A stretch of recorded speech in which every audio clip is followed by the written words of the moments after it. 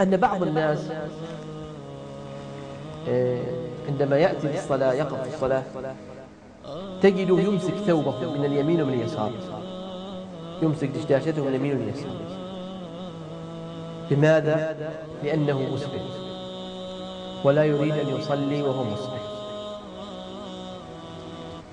أولا هنا سؤال: هل هذا الإسبال منهي عنه في الصلاة فقط أو منهي عنه مطلقا؟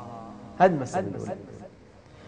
المسألة الثانية: هل يصح أن الإنسان يصلي وهو ممسك لثوبه؟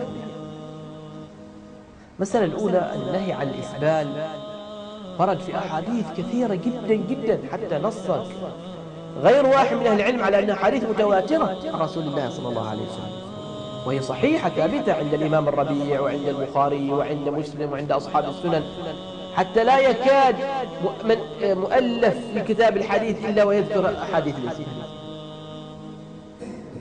الرسول صلى الله عليه وسلم يقول: إزرة المؤمن إلى أنصاف ساقيه، ولا جناح عليه فيما بينه وبين الكعبين، بين قوسين الجوزة، وما أسفل من ذلك ففي النار، وما أسفل من ذلك ففي النار، وما أسفل من ذلك في النار، ولا ينظر الله إلى من يجر ثوبه خيانة.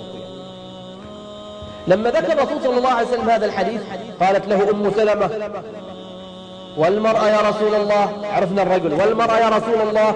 قال: ترخيه شبرا، يعني بعد الجوزة ترخيه شبرا. قالت: إذا ينكشف عنها. قال: ذراعا لا تزيد عليه.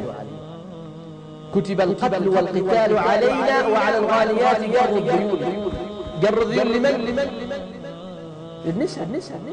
الآن قلبنا الأمر، تجد النساء خاطفات رفعا قمصان، تجد طالبة في الثاني إعدادي وفي الثالث إعدادي أو الثانوي، ثاني ثانوي وثالث ثانوي، وقميصة إلى نصف الساق أو أعلى من ذلك، بل أحيانا إلى أعلى من الركبة.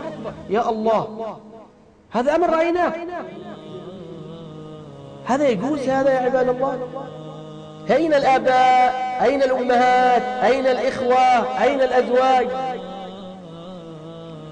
أتلقى الأم مثلا الأم ماشية إلى السوق تتسوق ومتحجبة لابسة عباءة الراس وما عليها كلام، وعن يمينها بناتها وعن يسارها بناتها بالغات ولابسات لبس متبرج، يا أما ما لابسات عباء أصلا، أو لابسات قميص ضيق، أو الحجاب لا يحكمن شده يظهر العنق،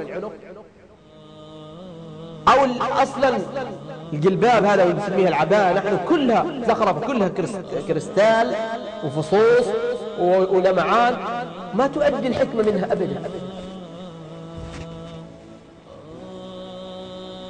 تجد فتاة تعمل في محل، وضعت المكياج، وضعت كذا، ويدخل عليها هذا وهذا وهذا اللي باغي يشتري وهذا اللي باغي يضحكها، وهذا أمر تشاهدونه بعينكم وتصور، ما يحتاج أنني أدلل عليه.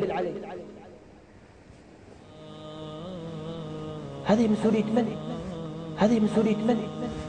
يا أيها الذين آمنوا قوا أنفسكم وأهليكم نارا وقودها الناس والحجارة عليها ملائكة غلاظ شداد لا يعصون الله ما أمرهم ويفعلون ما يؤمرون كلكم راع وكلكم مسؤول عن رعيته. فالرجل راع في بيته ومسؤول عن رعيته، والمرأة راعية في بيت زوجها ومسؤول عن رعيته.